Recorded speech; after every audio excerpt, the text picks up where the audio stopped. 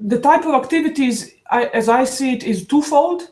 One is as a research institution, so providing evidence and guidance to policymakers. That is one path.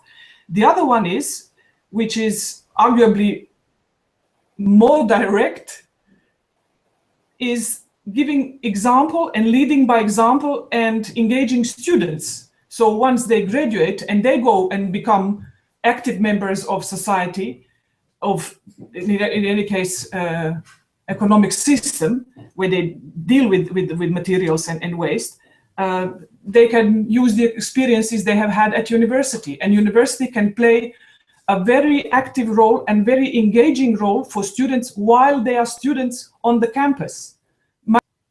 Universities can initiate all kinds of activities for students to engage in waste prevention, and can also enable students to come with ideas themselves, can support students, can encourage students to come with ideas themselves.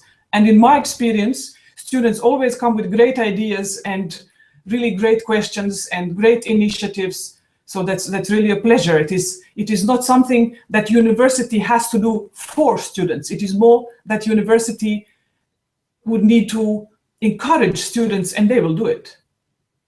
That's at least my experience.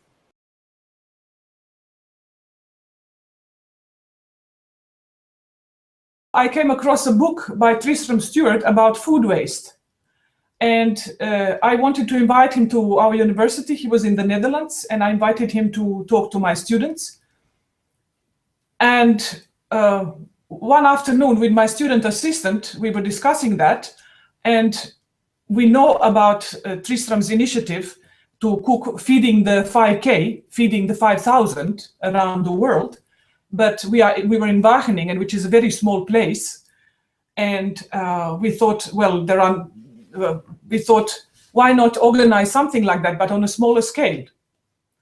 And I can tell you, once you have an idea and you have a small group of people who are committed to it, it just happens. You know, American anthropologist Margaret Mead said, never doubt that a small group of thoughtful, committed citizens can change the world. It is the only thing that ever has. So, and this is my direct life experience.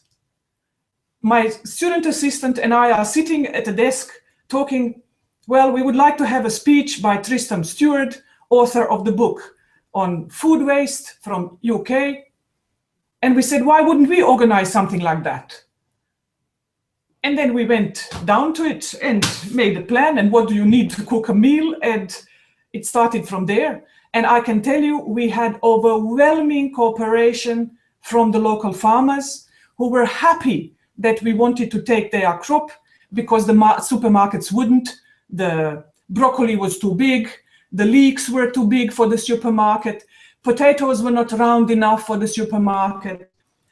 Pumpkins were too small, or whatever. And it was all organic, even organic vegetables, and we cooked them, and we had even more vegetables. So we cooked the meal, and we brought a lot of fresh vegetables because we couldn't cook them all. And the people who came to eat, they took fresh vegetables with them, but they took them home. And I can assure you, youth like broccoli. I always tell you, children don't like green, youth don't like green, don't like vegetables. Absolutely not supported by evidence. I have evidence that it's not like that. So it's just, you start, and then we put, and you know, with these young people nowadays, my student, he made a Facebook page, invited people, so people knew about this event, and they came. And we had support from, of course, from university. I asked support from facility management because we had to have a room open so that people can come and eat. And so it was a canteen, you know, normal canteen, but it was, of course, the little logistics you have to think about. And it was Sunday, so that, you know, the canteen is not necessary for a regular meal of students between the lectures. And we had access, and we had, you know, all the small details, but this information can be found. This is all on the internet. And of course, students are very resourceful. So you make a plan and you see what needs to happen to cook a meal, and it just happened. And we had so many volunteers. We had many more volunteers than we could use. The main thing is having an idea and going for it.